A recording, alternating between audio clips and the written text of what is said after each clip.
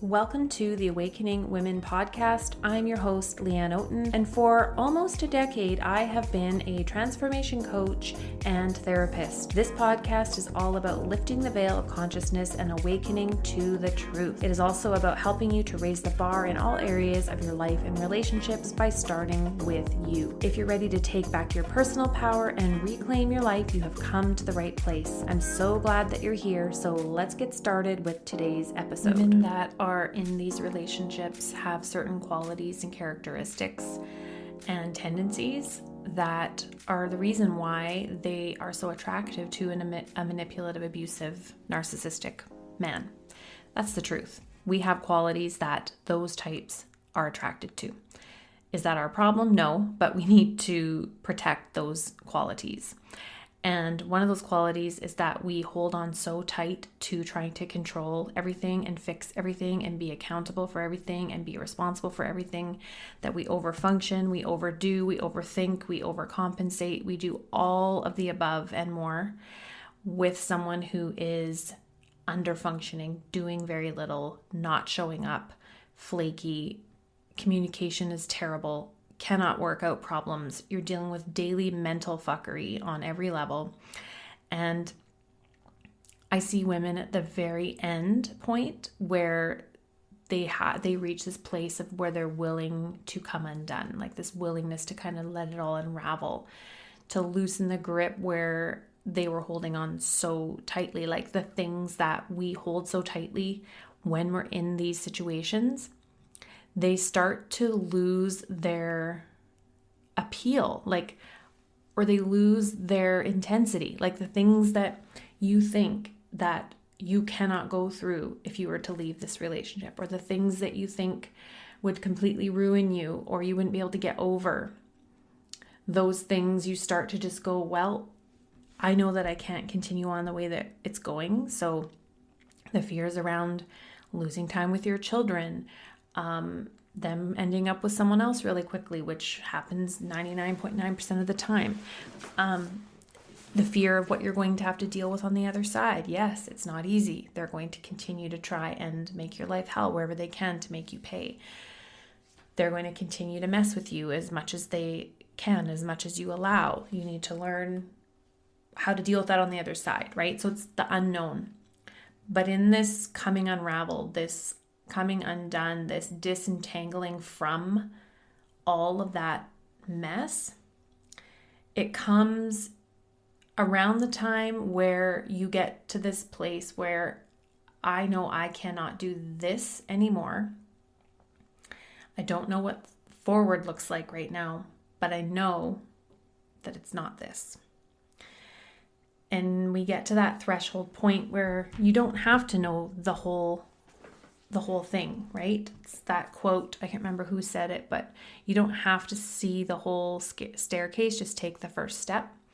It's kind of like that. Like you're stepping into the unknown. You're stepping into something new that is not what you've known for maybe years or decades. And for many women, it's decades.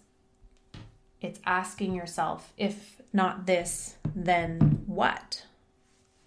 And the what is the unknown. So that's where we surrender. We get to a place where we start loosening our death grip on the things that we've been holding so tightly, to realize that I need to become the woman that is able to handle what is on the other side of this, because you're outgrowing this situation right now, right? So we need to allow ourselves to feel the darkness, to feel the shit, to be in it, to just allow it to happen. That is what surrendering is. It's seeing where we have a death grip on things and we're so tired that we are like, all right, so like for just an example, this is a big one for women. Like I'm going to lose potentially half time with my kids. Yeah, that's a heart-crushing, horrible reality for a mother that has been single parenting the whole time, typically in these relationships.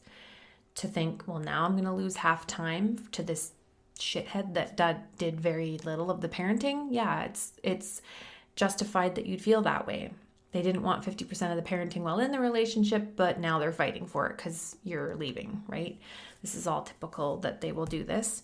But then you can shift that into, all right, so if that's my reality and what I'm facing, what's the positive spin on that? Right? There's a positive spin to everything that feels hopeless or all negative. There's always a light there, right? There's a silver lining that is, this might be the first time in a very long time you will have days to yourself to build yourself up and do your own thing.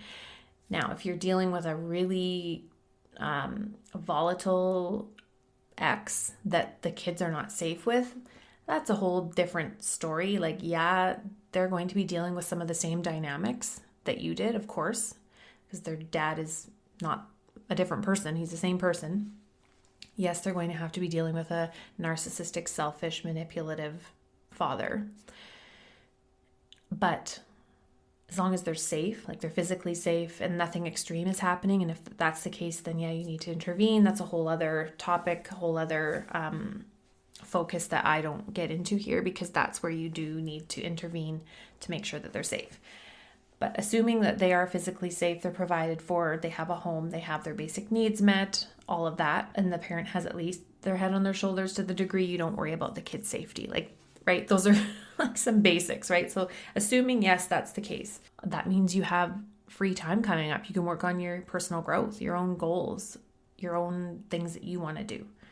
It might be the first time in your life where your adult life, that you've had this time.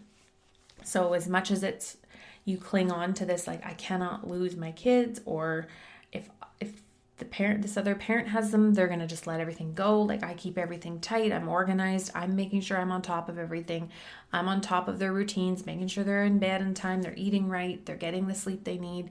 They're getting to this. They're getting to that. I take care of the medical appointments and the registrations for everything and the school stuff and this and that. Yeah, you are doing all of that. Like I said, it is like being a single parent when you have the parent in the home. You feel like you're doing it all anyways. And on the other side, you're still going to feel like that. So you may as well get used to that part of it, but you at least will have more mental bandwidth to deal with it, because you're not having to deal with the nonsense of living with someone that's there to just make your life more difficult. They make everything more difficult, including parenting, because they are countering everything. They're counter-parenting with you. You're trying to get your kids on a routine, for instance, and they're in there like wrestling and feeding them sugar when they're supposed to be in bed because they don't care. You're trying to be the parent that's responsible and getting them into healthier routines, or, limiting certain things. And they're over there like, oh, don't tell mom, here's all this sugar or whatever. Like, this is the tough stuff I see, right? This is the reality. But when you are with them, you're with them then. That's your time. Back to where we were going is getting to the place where you cross that threshold of surrender is when you're able to look at all of your fears head on and face them. You get to a place where there's no going backwards, that nothing can really get any worse than living in this. You have to be willing to let shit hit the fan. As I said, aside from keeping your kids physically safe, let shit just hit the fan, that you will deal with it when you have to. Sometimes you get to that point where you have to get to that point where there's going to be loose ends, there's unknowns, but you get to a point where you realize, I can't do this anymore. So something has to give, right? That everything you clung to before starts to fall away, and the things that mattered so much to you, that felt like life and death, basically, those things change and new things matter to you, like peace, like joy, like having love and connection in your life, having real relationships, nurturing those relationships, creating your space in your home that is sacred and peaceful and loving, and you get to choose who comes in through that door. You don't have to feel that dread anymore of when their vehicle pulls up and that something's gonna go down every single time. It will. Those visions of a more peaceful, joyful life that you are the creator of start to propel you forward, when you start to see beyond the fears, when you see beyond the things that are terrifying you into freezing, like where you're not able to do anything. And when we're in that place, we just need to take a step of some kind of step. And the best step to take is to get guidance. You're often reaching for a lifeline, like, who's done this before? How do I do this? Like, I feel like I'm the only one in this world that could be possibly feeling this way. And what do I do with all of this? There's so many different moving parts, and my mind plays mental ping pong, and I do this back and forth, have this battle with myself. Should I stay? Should I go? Here's this, here's that. What about this? What about that? And we stay frozen because we're stuck in our heads instead of doing something different, taking a different step or action. So getting to that place where you're ready to surrender is actually a beautiful place to be, because that's where real raw change happens. There's like beauty in it. It's kind of this, like, you feel like you're completely coming undone and falling apart, but that has to happen before you can start bringing yourself back and putting yourself back together in the way that you want to put yourself back together.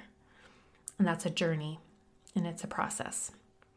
So if you'd like my personal guidance and process around what do you do when you're in this place, step by step, how do you get yourself to a place where you can make that decision from a clear conscience, develop your plan, and everything in between, head to Leanneouten.com/evolve to join my program. All right, take care. Thanks so much for tuning into this episode of the Awakening Women podcast. If you love this show and it has served you and helped you on your journey, please take a moment right now and leave a rating and review in iTunes and Spotify. If you'd like more daily content, videos, and inspiration, come on over and join me at Awakening Women Support Official over on Instagram, where we can connect and you can continue your transformation and growth journey. And I'll see you online. Take care.